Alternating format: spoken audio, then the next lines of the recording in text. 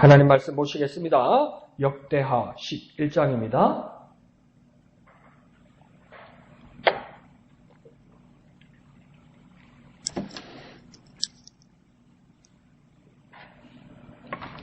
역대하 11장 첫 절 1절에서 마지막 23절까지입니다. 1절부터 다 같이 한 음성으로 읽겠습니다. 시작! 르호보암이 예루살렘에 이르러 유다와 베냐민 족속을 모으니 택한 용사가 18만 명이라. 이스라엘과 싸워 나라를 회복하여 르호보암에게 돌리려 하더니 여호와의 말씀이 하나님의 사람 스마야에게 임하여 이르시되 솔로몬의 아들 유다왕 르호보암과 유다와 베냐민에 속한 모든 이스라엘 무리에게 말하여 이르기를 여호와께서 이같이 말씀하시기를 너희는 올라가지 말라. 너희 형제와 싸우지 말고 각기 집으로 돌아가라. 이 일이 내게로 말미암아 난 것이라 하셨다 하라 하신지라. 그들이 여호와의 말씀을 듣고 돌아가고 여로보암을 치러 가던 길에서 되돌아왔더라. 르호보암이 예루살렘에 살면서 유다 땅에 방비하는 성읍들을 건축하였으니 곧 베들레헴과 에담과 드고아와 벳술과 소고와 아둘람과 가드와 마레사와 싯과 아도라임과 라기스와 아세가와 소라와 아얄론과 헤브론이니 다 유다와 베냐민 땅에 있어 견고한 성읍들이라. 르호보암이 그 방비하는 성읍들을 더욱 견고하게 하고 지휘관들을 그 가운데에 두고 양식과 기름과 포도주를 저축하고 모든 성읍에 방패와 창을 두어 매우 강하게 하니라. 유다와 베냐민이 르호보암에게 속하였더라. 온 이스라엘의 제사장들과 레위 사람들이 그들의 모든 지방에서부터 르호보암에게 돌아오되 레위 사람들이 자기들의 마을들과 산업을 떠나 유다와 예루살렘에 이르렀으니 이는 여로보암과 그의 아들들이 그들을 해임하여 여호와께 제사장의 직분을 행하지 못하게 하고 여로보암이 여러 산당과 순념소 우상과 자기가 만든 송아지 우상을 위하여 친히 제사장들을 세움이라. 이스라엘 모든 지파 중에 마음을 굳게 하여 이스라엘의 하나님 여호와를 찾는 자들이 레위 사람들을 따라 예루살렘에 이르러 그들의 조상들의 하나님 여호와께 제사하고자 한지라. 그러므로 3년 동안 유다 나라를 도와 솔로몬의 아들 르호보암을 강성하게 하였으니 이는 무리가 3년 동안을 다윗과 솔로몬의 길로 행하였음이더라. 르호보암이 다윗의 아들 여리못의 딸 마할랏을 아내로 삼았으니 마할랏은 이새의 아들 엘리압의 딸 아비하일의 소생이라. 그가 아들들 곧 여우스와 스마랴와 사함을 낳았으며 그 후에 압살롬의 딸 마아가에게 장가들었더니 그가 아비야와 앗대와 시사와 슬로밋을 낳았더라. 르호보암은 아내 18명과 첩 60명을 거느려 아들 28명과 딸 60명을 낳았으나 압살롬의 딸 마아가를 모든 첩보다 더 사랑하여 르호보암은 마아가의 아들 아비야를 후계자로 세웠으니 이는 그의 형제들 가운데 지도자로 삼아 왕으로 세우고자 함이었더라. 르호보암이 지혜롭게 행하여 그의 모든 아들을 유다와 베냐민의 온 땅 모든 견고한 성읍에 흩어 살게 하고 양식을 후히 주고 아내를 많이 구하여 주었더라. 아멘. 자, 르호보암 왕 시대, 그러니까 첫 왕은 사울 왕이고 그 다음 다윗이고 다윗 아들 솔로몬. 솔로몬 다음이 르호보암 왕인데 르호보암 왕 때 이제 이 사건 사고가 일어나는 겁니다. 뭡니까? 이 남북 왕국이 갈라지게 되는 거죠. 그래서 남쪽이 르호보암 왕이 되는 것이고 그 다음 북쪽이 여로보암 왕이 되는 겁니다. 근데 북쪽은 10지파가 가는 거고 남쪽에는 지금 뭡니까? 유다와 베냐민 지파밖에 남지 않게 되는 겁니다. 그러니까 이 사건이 일어나는 거죠. 그런데 그러면서도 수도는 남쪽 유다 예루살렘이 있다는 거예요. 그리고 그러면 적통은 어디겠습니까? 남유다라는 겁니다. 왜요? 르호보암의 아버지가 솔로몬이니까. 근데 그 앞에 사건들을 보면 어떤 일들이 있냐면 새 왕이 나니까 뭐냐면 이제 새 왕에게 사람들이 청원을 하는데 여로보암이라는 사람이 지금 솔로몬의 아들 르호보암 새 왕에 가서 청원을 합니다. 우리가 이때까지 역군으로 일을 한다고 일들이 너무 많아서 이제 너무 힘이 드니까 그 힘을 좀 가볍게 해주십시오. 힘든 걸 가볍게 해주십시오. 그렇게 요구를 했어요. 그러니까 르호보암 왕이 원하면 좀 이따가 말미를 주면 내가 대답을 해주겠다 하면서 주위 사람들에게 여론을 물어본 거죠. 그래서 신하들이 두 부류의 신하들이 있었던 것 같습니다. 나이 많은 원로들의 신하들이 있었겠죠. 그 사람들은 솔로몬 때나 그 할아버지 다윗 때의 사람들 많은 역사들을 알고 있는 사람이고 한쪽은 뭡니까? 르호보암의 젊은 왕들 어릴 때부터 같이 지내던 친한 친구들 신진 신하들이 있었던 거죠. 조선 같으면 검문세가 뭐 신진 사대부 이렇게 나눠지는 것이죠. 그런데 조선시대는 신진 사대부가 조금 개혁적이었지만 여기서는 거꾸로 된 겁니다. 그래서 르호보암이 양쪽 신하들에게 물어봅니다. 사람들이 여로보암을 대표로서 이렇게 요구하는데 좀 가볍게 하자고 그러니까 요즘 말로 하면 세금을 좀 낮춰달라는데 힘든 걸 좀 맞춰달라는데 어떻게 해야 될까? 그러니까 원로가 되는 사람들은 뭐라고 이야기합니까? 그대로 해주라고 이야기합니다. 그게 하나님의 뜻이라고 이야기를 해요. 그런데 또 자기 친한 친구 새 젊은 신하들에게 친구들에게 물어보니까 뭐랍니까? 더 가중하게 하라고. 맛을 보여줘야 된다고. 풀어주면 큰일 난다고. 사람 우습게 본다고.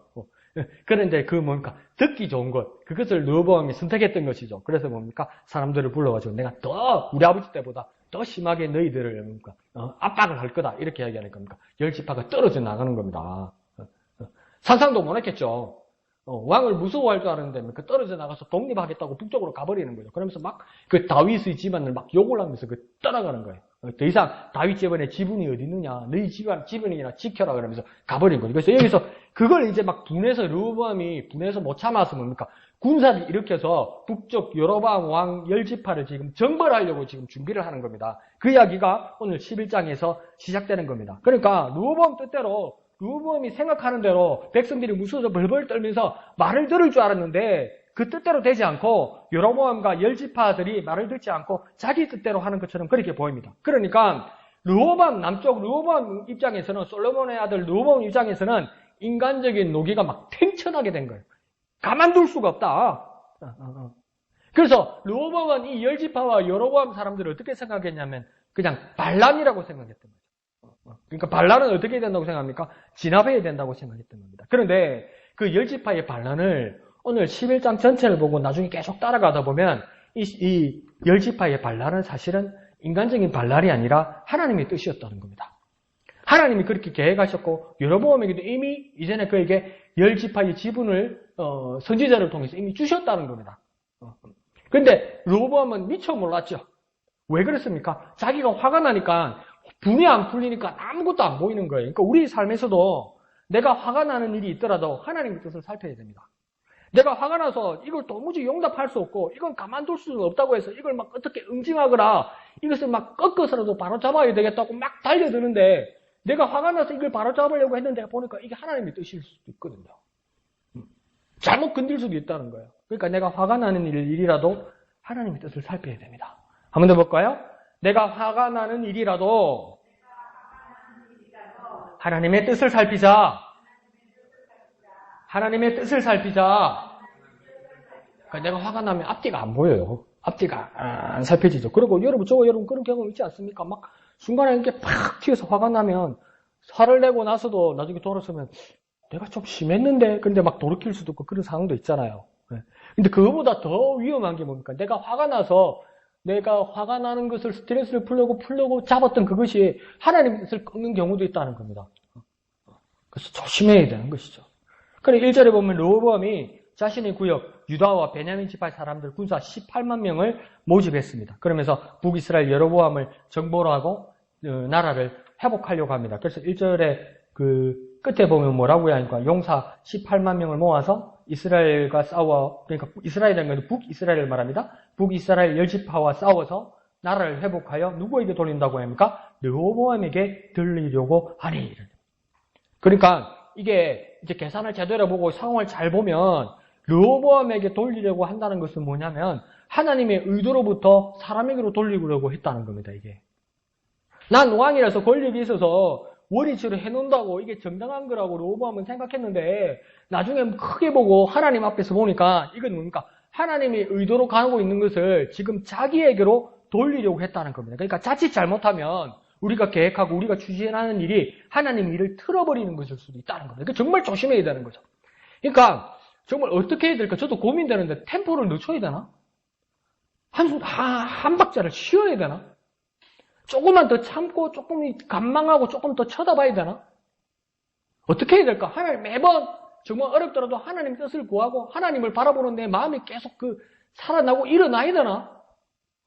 이 정말 무서운 겁니다, 이게. 그래서 정말 조심해야 됩니다. 우리가 계획하고 우리가 추진하고 우리가 밀어붙이는 이 일들이 하나님의 일을 틀어버린 것일 수도 있다는 겁니다. 그러니까 여기도 뭡니까? 르호보암에게 돌리려고 한다는 거예요, 나라를. 자, 그러자 2절에서 뭡니까? 선지자 스마야가 나타납니다. 하나님께서 스마야에게 말합니다. 여호와의 말씀이 임하셨다고 2절에서는 말하고 있습니다. 그러니까 그건 뭡니까? 원위치로 다 돌려놓으라는 겁니다. 원래대로 그냥 그대로 있으라고 이야기하는 거죠. 더 쉽게 말해볼까요? 르호보암을 주저앉히는 겁니다. 그게 뭡니까? 하나님의 말씀이라는 겁니다. 그러니까 스마야 선지자 입장에서 정말 곤란하고 두려웠을 겁니다. 그러니까 지난주에도 말씀드렸지만 나단과 같이 안 그러면 이 스마야와 같이 입장이 정말 곤란한 겁니다. 스마야에게 이렇게 내가 스마야라고 하나님께서 그렇게 말씀하셨다면 이거 그 다음은 어떻게 르호보암 왕한테 가서 말하겠습니까? 이 말이 먹히겠습니까? 지금 화가 나가지고 막 마음이 진정이 안 되는 왕한테 권력을 가진 왕한테 그러면 안 됩니다. 이게 살 수 있겠습니까 이게? 선지자라는 그 위치가 권력자 중에 이스라엘에서 왕과 제사장과 선지자라는 이 세 권력자가 있었는데 그 중에서도 제일 이 취약한 부분이 선지자입니다. 선지자는 어떻게 몰아붙이면 되냐면 이거 거짓 선지자라고 몰아붙이면 그냥 죽는 거거든요. 왕은 아버지 부계를 따라서 왕이 되는 거고 제사장도 레위 가문을 따라서 나오는 건데 선지자는 그때 그 가문과 관계없이 나타나는 사람들 아닙니까? 그러니까 하나님이 말씀하셨다는데 아니라고 그냥 몰아붙이면 그냥 이거 파리 목숨 되는 겁니다. 그러니까 예레미야도 죽을 뻔한 것 아닙니까? 그 많은 사람들이 다 옳다고 그러는데 예레미야 이제 아니요 그런 거 아닙니까? 나중에 왕과 여호사밧 사이에서도 그 사건을 보면 알겠지만 400명의 선지자들이 아합이 옳다고 이야기하는데 르말라의 아들 이물라의 아들 미가야 혼자 아니라고 그러면 그 어떻게 되는 겁니까? 죽는 거 아닙니까? 근데 스마야에게 르호보암 왕에게 가서 이런 말을 하라고 이야기하는 겁니다. 그러니까 어쩌면 우리도 하나님의 말씀을 전하고 생명과 구원의 복음을 전하는 것, 그 전도와 선포의 모습은 정말 어떨 때는 부담스럽고 어떨 때는 두렵고 어떨 때는 걱정되는 일일 수도 있다는 겁니다. 그래서 주신 말씀을 담대하게 전하는 그것이 필요합니다. 그러니까 우리에게 무엇이 필요하겠습니까? 하나님 주시는 그 담대함이 필요합니다.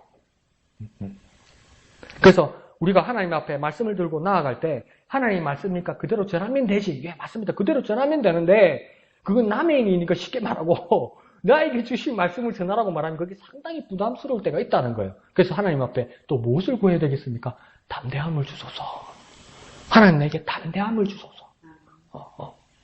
그러니까 이 상황을 미루지 말게도 하시고 이 상황을 두려워하지도 말게 하시고 하나님 내게 담대함을 주소서. 이렇게 기도하는 저와 여러분 되시기를 부탁드립니다. 한번 해볼까요? 담대함을 주소서.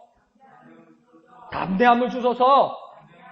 그렇게 기도하며 나아가는 말씀을 전하는 저와 여러분 되시기를 부탁드립니다. 자, 그러면서 4절에는 르호보암 왕이 유다와 베냐민 지파 사람들에게 주시는 하나님의 말씀을 이제 듣게 됩니다. 그러니까 4절의 말씀, 그 하나님의 말씀, 스마야의 말씀을 요약하면 무엇이겠습니까? 4절에 보면 올라가지 마라. 너 형제와 싸우지 말고 집으로 돌아가라. 그러니까 올라가지 마라. 싸우지 마라. 집으로 돌아가라. 그러니까 완전 전의와 용기를 꺾어버리는 겁니다. 이게 뭡니까? 지금 안 그래도 저기 10지파가 되는 거고 밑에 남유다가 2지파밖에 안 되는 겁니다. 근데 이게 뭡니까? 나름대로는 자기들이 적통이라고 생각하기 때문에 이 2지파만을 가지고서도 싸워서 정벌할 수 있다고 생각하는 겁니다. 그 왜 정벌할 수 있다고 생각할까요? 정당성이 있고요. 나름대로 믿음이 있는 거예요. 르호보암은 나름대로 믿음이 있는 거예요. 이게 하나님 뜻으로부터 나왔고 하나님이 날 지지해 줄 거라고 생각한 거예요. 그러니까 목사님이 누차 말씀하시는 것처럼 기도할 때 하나님이 날 지지해 달라고 기도하는 것도 있지만 그보다도 우리가 더 성장한 사람이 기도하는 방법은 뭡니까? 하나님의 뜻이 무엇인지 그곳으로 내가 옮겨가야 되고 내가 고쳐가야 되고 내가 수정되어 가야 되는 거예요. 내가 이 길로 딱 섰습니다. 이거 하나님 여기서 나를 맞춰주세요. 그것보다도. 그러니까 르호보암도 뭡니까? 딱 자기가 뜻을 태운 거죠. 비록 저기에서 10지파가 있을지라도 나는 2지파로 충분히 이길 수 있다. 이건 뭡니까? 믿음입니다. 자기 나름대로 믿음입니다. 그러니까 얼마나 독려하고 우리끼리 말하면 얼마나 막 전쟁 나가기 전에 부흥회를 하고 막 기도회를 하고 막 통성기도 하고 난리 안 났겠습니까? 근데 딱 뭐라는 거 스마일 선제가지고 집에 가라 이러고. 얼마나 이게 사기 떨어지는 일입니까? 완전 용기를 확 꺾어버리는 거죠. 이렇게까지 꺾고 바꾸고 포기해야 되는 이유가 무엇입니까? 4절 중반절에서 그 이야기가 나오죠. 올라가지 말라. 너희 형제와 싸우지 말고 집으로 돌아가라. 이 일이 내게로 말미암아 났다. 이 내게는 뭡니까? 나 하나님으로부터 나왔다는 겁니다.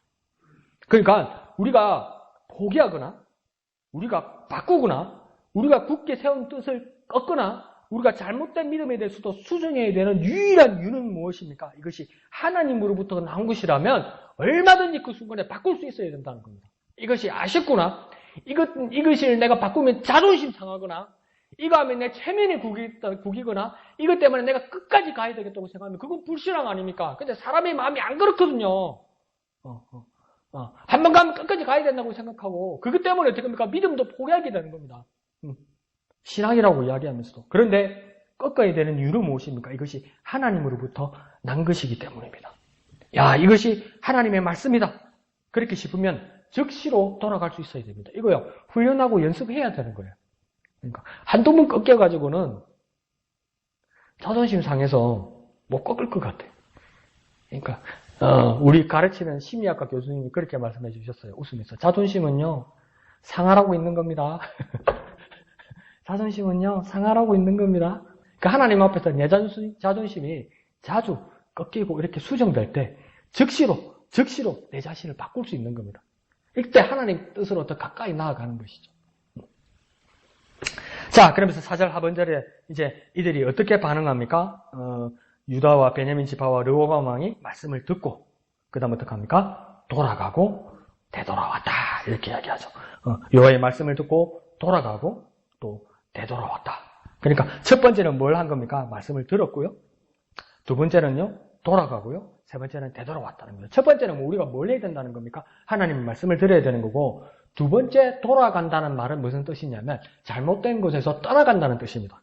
그러니까 첫 번째 돌아간다는 뜻은 잘못된 곳에서 떠나간다는 겁니다. 더 이상 그 자리에 있지 않는다는 겁니다. 그리고 세 번째 말하는 되돌아간다는 말은 뭐냐면 원래 내 위치를 찾는다 이 말입니다. 바른 위치를. 그러니까 첫 번째는 하나님의 말씀을 듣고 두 번째 돌아간다는 말은 뭡니까? 잘못된 곳에서 나와서 세 번째 되돌아간다는 것은 원래 내 위치를 찾는다는 것을 말하는 겁니다. 그러면 다 이렇게 되는 근거와 그 이유는 무엇입니까? 돌아가고 무엇 때문에 돌아갑니까? 여호와의 말씀을 듣고 돌아간다. 그러니까 이 모든 근거가 무엇입니까? 우리가 돌이킬 수 있고 바꿀 수 있고 원래의 자리로 돌아갈 수 있는 이 모든 근거가 뭡니까? 여호와의 말씀입니다. 하나님의 말씀입니다. 그래서 어떤 극단적인 목사님들과 어떤 극단적인 그 지도자들은 뭐라고 하냐면 어떤 사람들은 뭐라고 합니까? 믿음과 지식은 다르다고 이야기하는 사람도 있어요. 그러니까 지식적으로 믿음을 가질 수 없다고 말하는 사람도 있지만 모르는데 어떻게 믿냐고 말하는 사람도 있는 거예요. 그러니까 우리가 정말 알고 믿는다면 뭡니까? 하나님의 말씀을 근거로 믿는다는 겁니다. 성경을 덮어놓고 옛날 내가 가지고 있는 가르구나 누가 가르쳐주던 그것을 막 어깨너머로 들은 그 기억만을 가지고 왜곡된 기억만을 가지고 내가 믿음을 가지는 것이 아니라 여호와의 말씀이라는 그 지식을 근거로 그 진실을 근거로 그 진리를 근거로 믿는 겁니다. 그 근거가 있어야 돌아가고 되돌아갈 수 있는 겁니다. 내 양심이나 내 이치나 내 합리성인 이성으로 내가 생각하는 사람의 도리로 내가 돌아가거나 되돌아갈 수 있는 게 아닙니다. 하나님의 말씀, 그 하나님의 말씀을 볼 때 이상한데 이런 것도 있어요. 이건 무슨 말인지 모르겠는데 이것도 있어요. 그럼에도 불구하고 이건 아닌데 이런 것도 있어요. 그럼에도 불구하고 분명하게 하나님의 말씀이 여기에 있으면 내가 돌이켜야 되고 원래의 자리로 돌아가야 되는 겁니다. 그때 믿음이 생기는 거예요. 그래서 모든 우리의 삶을 완전히 바꾸는 그 근거는 무엇이겠습니까? 오직 여호와 하나님의 말씀입니다. 그 말씀을 날마다 바라봐야 되고 그 날마다 말씀을 기억해야 되는 것이죠. 그러니까 줄도 긋고 색도 칠해보고 또 읽고 또 읽고 또 읽고 또 읽고 넘기고 또 읽고 넘기고 진짜 구체적으로 그렇게 해야 된다는 거예요. 구체적으로. 옛날에 좀 들은 거 있는데, 배운 거 있는데, 중요합니다. 근데 그와 더불어 확인해야죠. 그래서 뭐라고, 사도행전에도 그렇게 이야기합니까? 베레아 사람들은 데살로니가 사람보다도 더 신사적이어서, 더 너그러워서, 더 신실해서, 뭐라합니까? 하나님의 말씀을 듣고 나면, 그 다음 뭐랍니까? 그러한가 하여 하나님의 말씀을 날마다 상고함으로 그 사람들이 신사적이라고 그랬어요. 그러니까 데살로니가 사람들도 믿음이 있었어요. 근데 뭡니까? 그냥 분위기 따라가는 거예요. 그냥 니도 아멘이니까 나도 아멘이고, 니 같은 게 구원받으면 나도 구원받지 막 이런 식으로 가는 거예요. 막 니도 아멘, 너도 아멘. 여기 울면서 회개 막 하니까 회개하면 울어야 되니까 눈물이 안 난대. 옛날에 돌아가시 친정엄마 생각해서 울면서 자, 내 구원받았다 이러고 있는 거예요 이게. 분위기는 좋죠. 그런데 뭡니까? 베레아 사람들 그렇지 않아서 하나님 말씀을 받은 후에 그러한가에서 뭐 하는 겁니까? 집에 가서 성경을 뒤져보고 줄친 겁니다. 그래서 거기서 믿음이 생겼다고 이야기하는 거예요. 그러니까 우리 삶의 근거가 뭡니까? 구체적인 하나님의 말씀을 근거로 우리 삶이 되돌아갈 수 있고 돌이킬 수 있다고 이야기하는 겁니다. 그러니까 무엇이겠습니까? 하나님의 말씀을 듣고 돌아가고 되돌아가는 겁니다. 첫 번째는요, 하나님의 말씀을 듣고 돌아가고 되돌아가는 겁니다. 한번 해볼까요? 하나님의 말씀을 듣고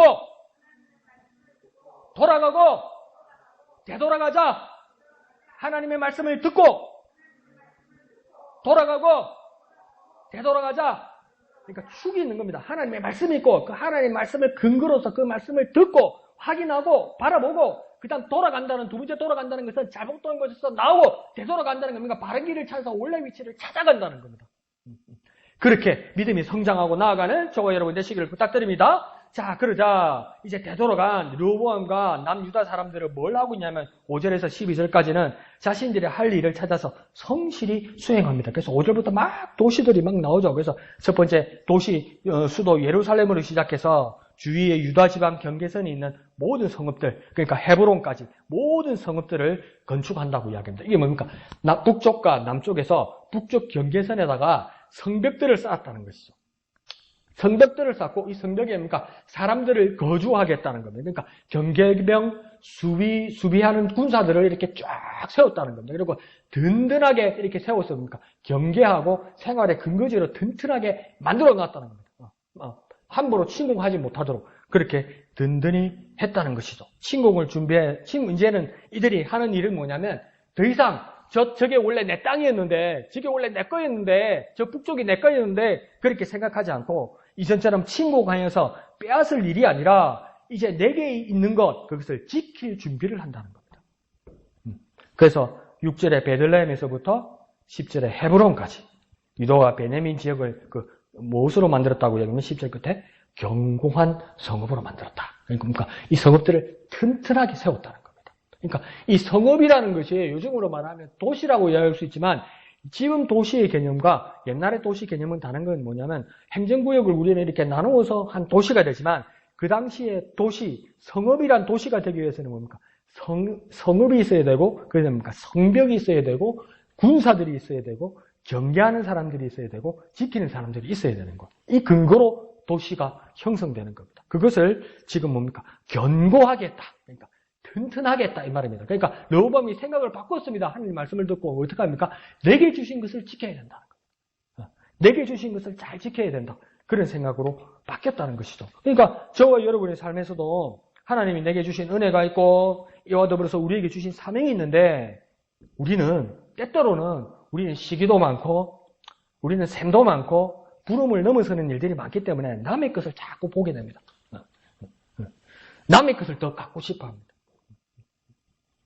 그래서 그렇지만 오늘 하나님이 주신 르호보암을 보는 모습에서는 무엇을 느낄 수 있냐면 남의 것 보지 말고 더욱 단단히 더욱 견고하게 내게 주신 사명을 지키는 것 그리고 그 일을 성실히 수행하는 것 그것을 든든히 하는 것 그것이 더 중요하다는 겁니다. 그런데 하나님이 내게 주신 거 잘 받아놓고 잘 둘 거라고 장롱에 넣어놨는지 장독간에 숨겨놨는지 기억도 안 나고 찾아보니까 먼지가 가득하고 곰팡이가 막 펴있지 않습니까? 근데 그게 하나님이 주신 건데 그 정도면 찾으면 다행이죠. 생각이 도무지 안 나지 않습니까? 오늘 그 TV를 보면서 얼마나 웃었냐면 도토리 이야기가 나와요. 도토리를 가지고 묵을 이렇게 만들지 않습니까? 근데 요즘은 그 등산 가다가 도토리 주고 물 뿌리는 거 아시죠? 산짐승들 그 먹이거든요. 그런데 그 도토리 그걸 쓰는 분이 이제 웃으면서 이야기를 해주는 거예요. 그 도토리를 제일 많이 모으는 게 이제 다람쥐나 청설모인데, 진짜 먹는 것뿐만 아니라 그렇게 잘 모아, 비축하고 잘 모아둔대요. 청설모하고 다람쥐가. 그래갖고 막 한 군데다가 막 도토리를 모아둔대요. 진짜 많이 모아둔대요. 근데 문제가 생긴대요. 그렇게 열심히 얘들이 모아놓고, 좀 있으면 어디 나는지 생각이 안 난대. 생각이 안 난대. 이 개들이 습성이래요. 어디 나는지 생각이 안 난대요. 그렇게 한가득에 놓고. 그러니까 하나님 우리에게 주신 은혜가 있고 하나님이 주신 사명이 있는데 그게 어딘지 생각이 안 나. 분명히 받은 것 같긴 한데 생각이 안 나. 그래서 그렇게 열심히 모아놨는데 쩔쩔쩔 굶는 거예요. 막 영적으로 허덕이고 있는 거예요. 그냥 장롱 안에 이게 뭔지인지, 이게 은혜인지, 이게 뭐 기금속인지, 이게 은사인지도 모르겠는 거예요. 장마통에 막 둥둥둥 떠내려가지고 주워보니까 그때 하나님이 주신 거예요. 곰팡이를 펴서 쓰지도 못해. 혹시 이렇게 되어 있지 않습니까? 그런데 오늘 11절을 보면 변화된 르호보암은 지켜야 하는 그 성읍들을 더욱 견고하게 하고 또 양식과 기름과 포도주를 저축하고 12절에는 또 어떻게 했다고 하냐면 그 방패와 창으로 매우 강하게 했다고 이야기하고 있습니다. 이를 통해서 우리가 깨닫고 적용할 수 있는 것은 하나님이 내게 주신 은혜, 맡겨주신 사명을 지키고 더욱 강하게 해야 되는 겁니다. 더욱 지키고 더욱 강하게. 하나님이 내게 주신 은혜와 맡겨주신 사명을 지키고 더욱 강하게. 그러니까 더욱 강하게 해서 더욱 준비하는 저와 여러분 되시기를 예수님의 이름으로 부탁드립니다. 한번 해볼까요? 하나님이 내게 주신 은혜와 맡겨주신 사명을 지키고 더욱 강하게 하자. 그러니까 하나님이 내게 주신 은혜와 맡겨주신 사명을 지키고 더욱 강하게 해서 준비하고 예비하여서 하나님 앞에 쓰임받을 준비하는 저와 여러분 되시기를 부탁드립니다. 자, 그래서 이 남쪽에는 르호보암 왕이 더 이상 남의 것 보지 않고 자기에게 주신 것을 견고하게 하자 북쪽 여로보암 왕국에 이제 균열과 분열이 일어나기 시작합니다. 그래서 뭡니까? 믿음을 찾아서 북쪽 사람들이 남쪽 예루살렘으로 르호보암 왕국으로 돌아오게 되는 겁니다. 그러니까 이게 잘 보십시오. 저 북쪽이 원래 내 건데 그러면서 막 뺏으려고 싸우려고 그런 거예요. 되지도 않으면서 저기는 10개가 없고 내가 2개가 있는데 하나님이 주신다 그러면서 하나님 줬다 말도 없는데 내가 가가 띠미르면 하나님이 주실 거야 하면서 막 싸우려고 간 거예요. 둘밖에 없는 게. 근데 뭡니까? 하나님 말씀에 가지 마라. 그래서 팍 꺾어버렸어요. 근데 거기서 뭡니까? 사기가 떨어지지 않고 르호보암은 자기 걸 지킨 거예요. 자기 걸 지키니까 뭡니까? 자기 사명에 충실하니까 어떤 일이 일어납니까? 사람들이 찾아오더라는 겁니다.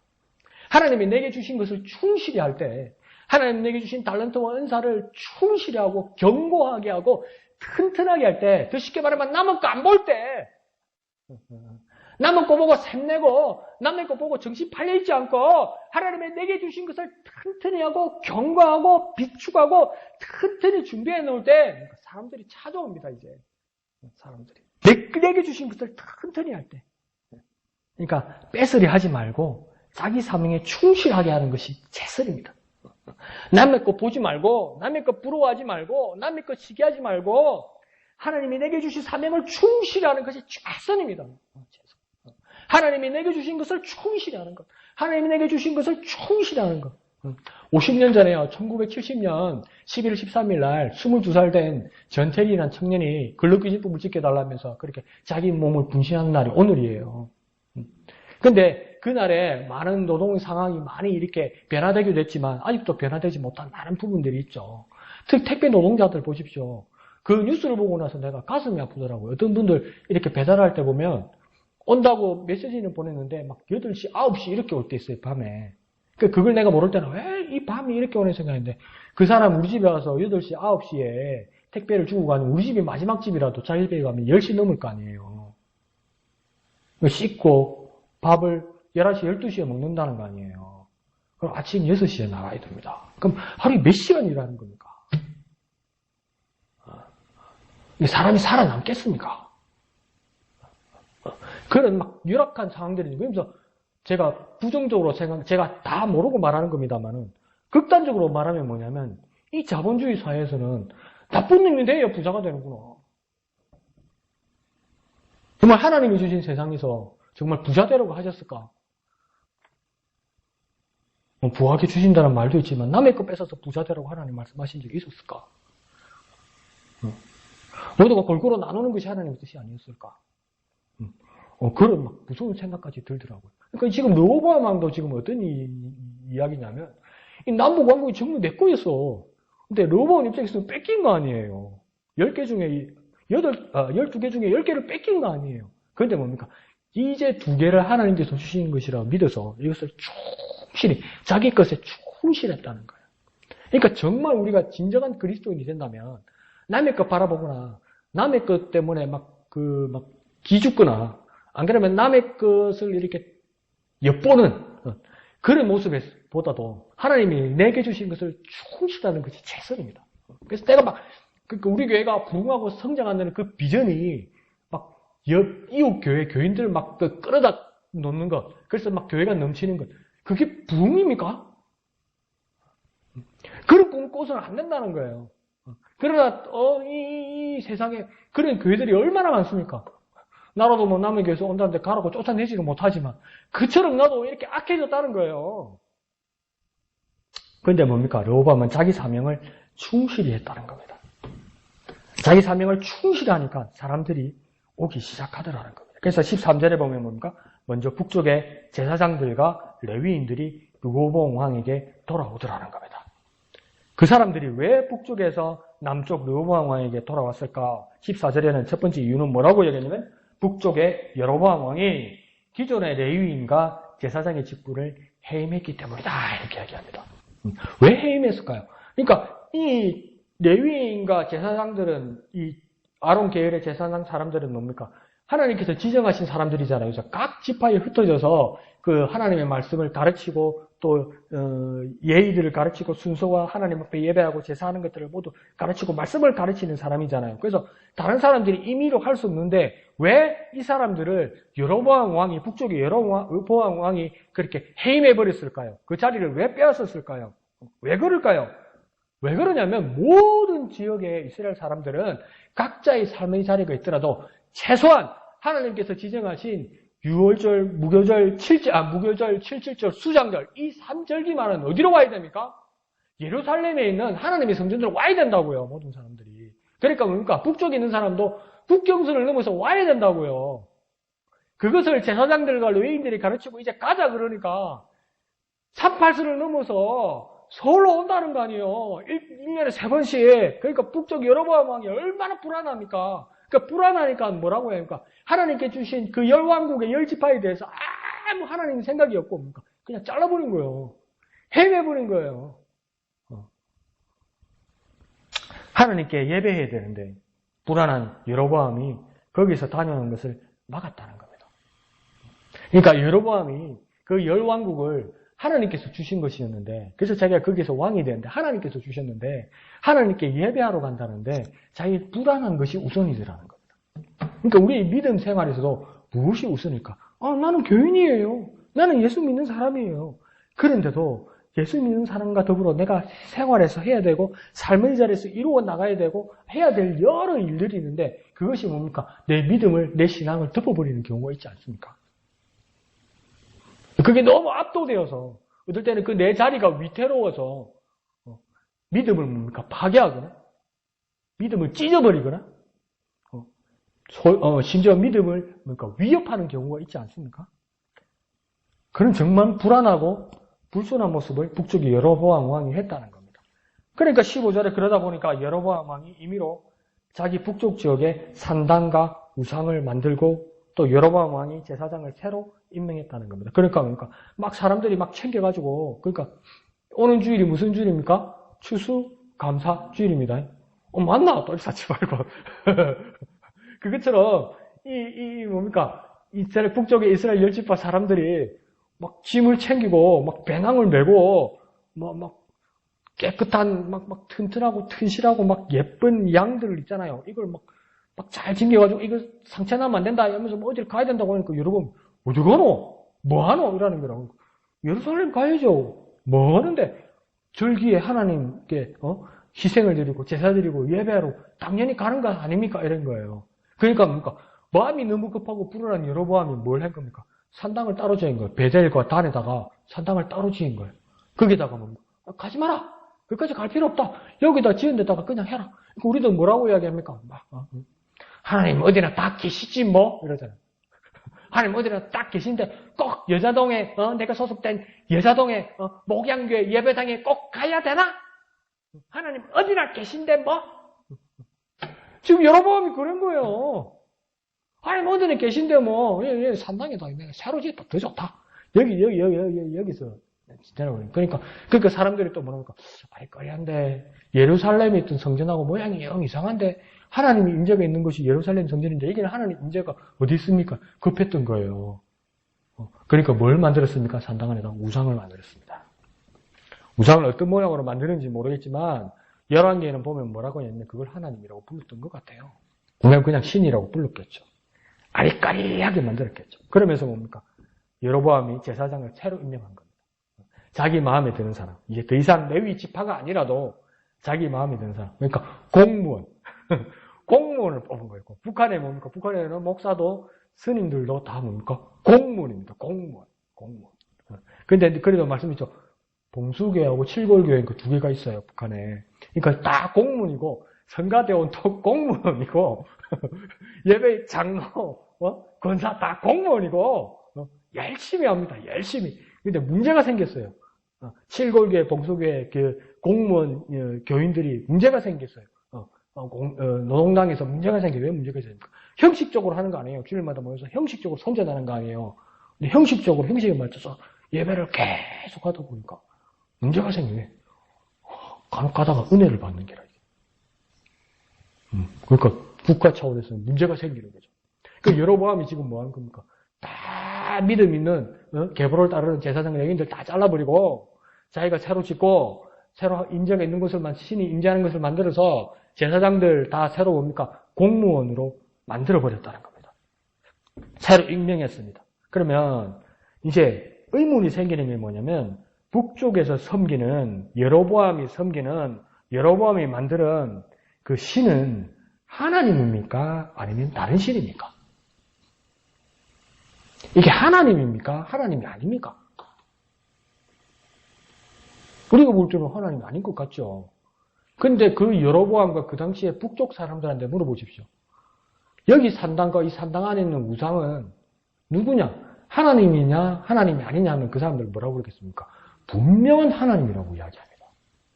애매하죠. 그리고 그 역대기서나 열왕기서에서 이스라엘의 역대 왕들 나오잖아요. 그래서 그 타락한 그 왕들 나오잖아요. 타락한 왕들이 다 전형적인 모습이 뭡니까? 우상숭배 아닙니까? 우상숭배. 근데 그 우상숭배를 같이 돕는 수종 두는 사람들이 다 레위인들이고 제사장들입니다. 그러니까 왕을 따라 쑥 이렇게 쏠려갔다가 또 이렇게 쑥 끌려가는 겁니다. 황당하죠? 그러니까 요즘 말로 하면 목사가 우상숭배 시킨 겁니다. 교인들을 잘 교육시켜서. 다른 신을 믿게 할 거죠.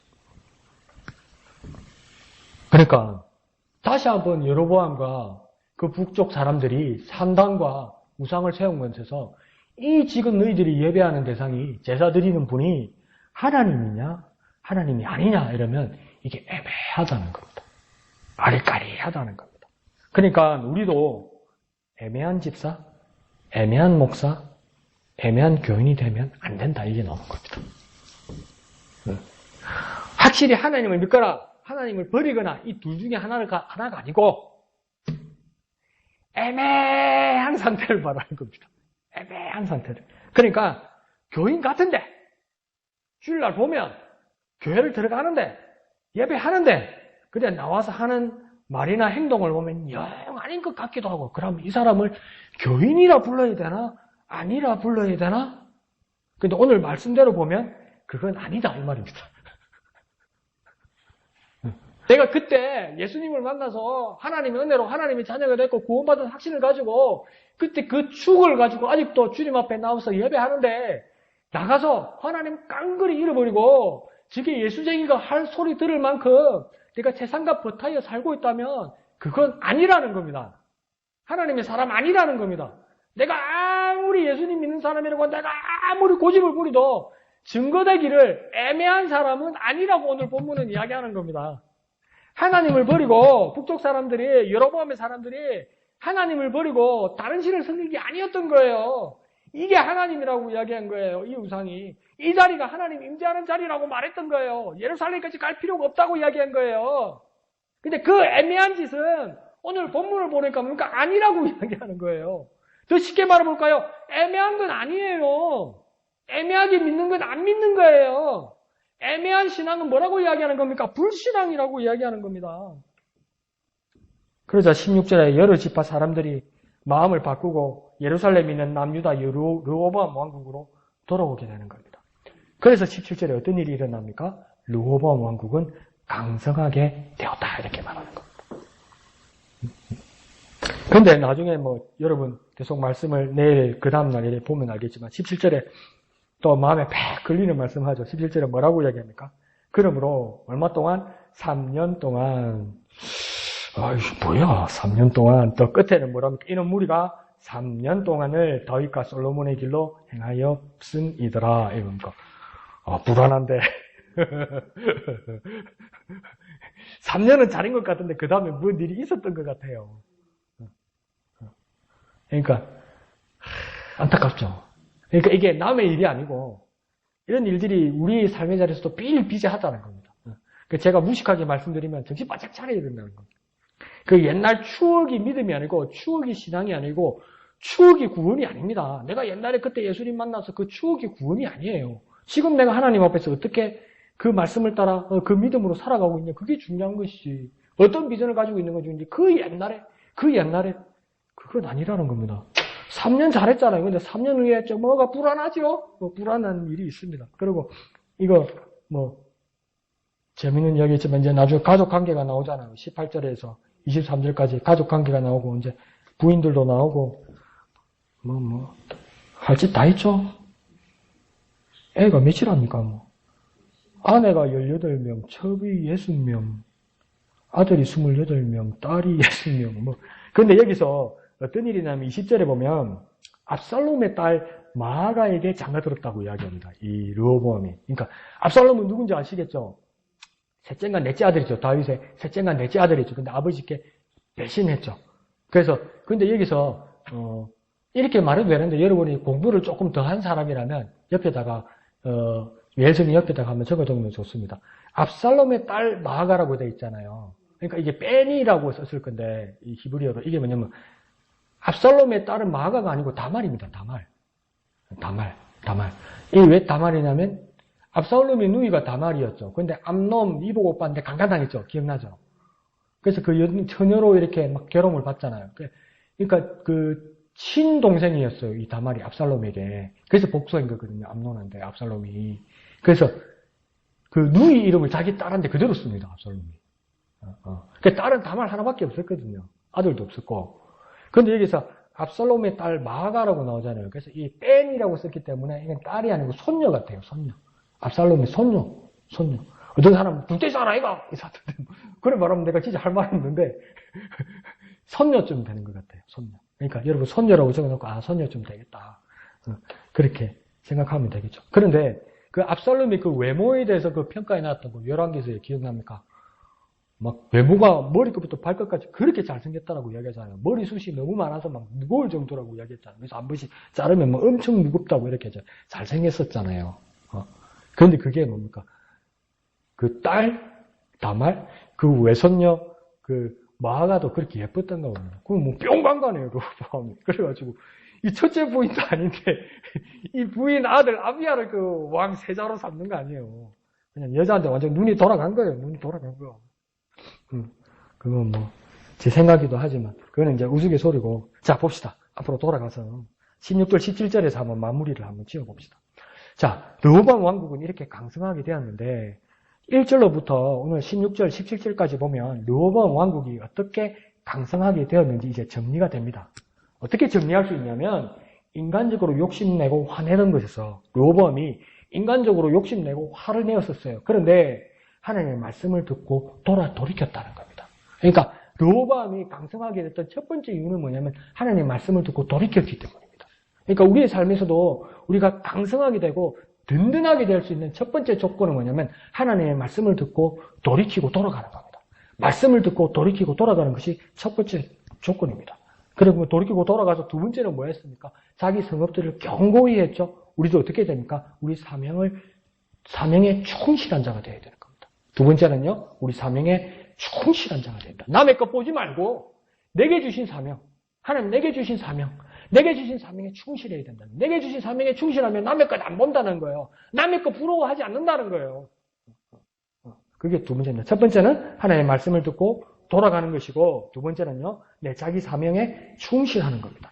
그리고 세 번째는 우리 끝에서 보았던 것처럼 애매하게 믿는 척하는 여로보암 왕국에서 하나님 문제가 확실히 보이는 예루살렘으로 돌아온 사람들, 그러니까 되찾아 돌아온 모습들.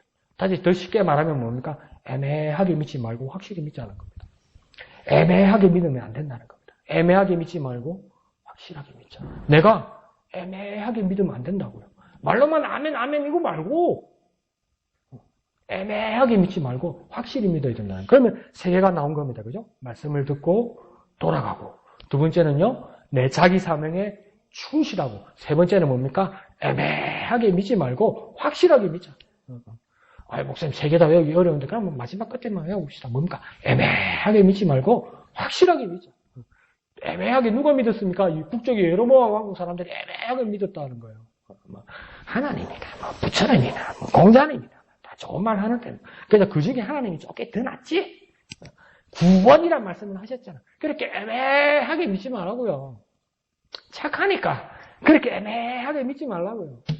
하나님은 어디도 계시니까 애매하게 믿지 말라고요. 그런데 요즘은 강력한 무기 있지 않습니까? 코로나가 오니까 전화 와가지고 목사님 열이 좀 나는데 그럼 내가 오지 말라 그래요.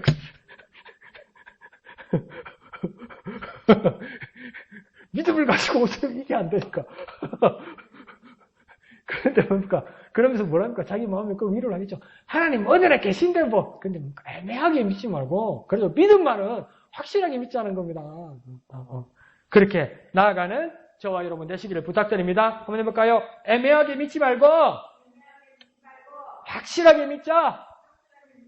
애매하게 믿지 말고 확실하게 믿자.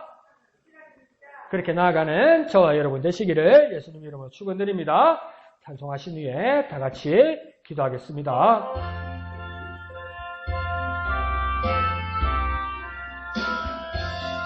주의 확실한 약속의 말씀 듣고 주만 믿으면 구원을 얻으리라.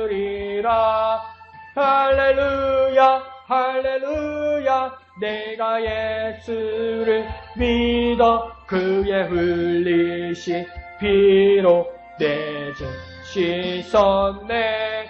할렐루야 할렐루야. 내가 예수를 믿어 그의 흘리신 피로 내 죄 씻었네. 주의 보좌에 천사들 둘러서서 우리 구주를 높이며 찬양하네. 할렐루야 할렐루야. 내가 예수를 믿어 그의 흘리신 피로 내 죄 씻었네. 할렐루야 할렐루야. 내가 예수를 믿어 그의 흘리신 피로 내 죄 씻었네. 우리 모두 다 그 반열 뒤따르며 함께 즐거운 찬송을 부르리라. 할렐루야 할렐루야. 내가 예수를 믿어 그의 흘리신 피로 내 죄 씻었네.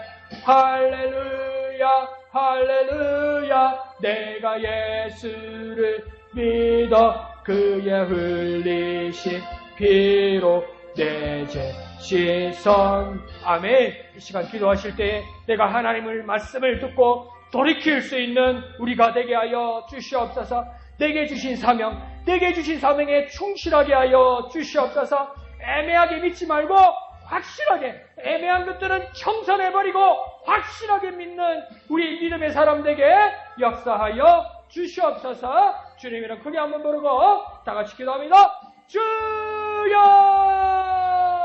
하나님, 주님의 말씀을 듣고 돌이키게 하여 주옵소서. 인간적으로 욕심내고 화내는 것에서 하나님의 말씀을 근거로 하나님의 말씀을 듣고 돌아가고 돌이킬 수 있는 내 자리로 돌아갈 수 있는 우리가 되게 하여 주옵소서. 주님이 내게 주신 사명, 주님이 내게 주신 사명에 충실할 수 있는 우리가 되게 도와주시옵소서. 남의 것 바라보지 말고, 남의 것 부러워하지 말고, 남의 것 시기하는 어두운 자리에 빠지지 말고, 하나님이 내게 주신 사명을 견고하게 충실할 수 있는 우리가 되게 하여 주시옵소서.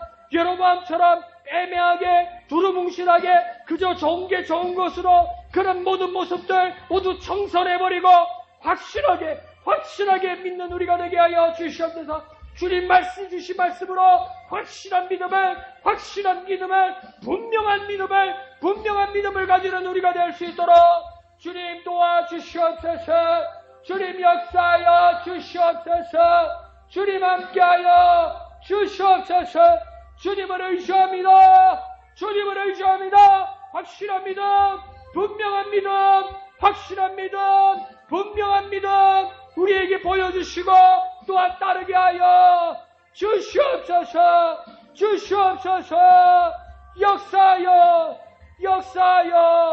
역사하여 주시옵소서. 주님을 의지합니다.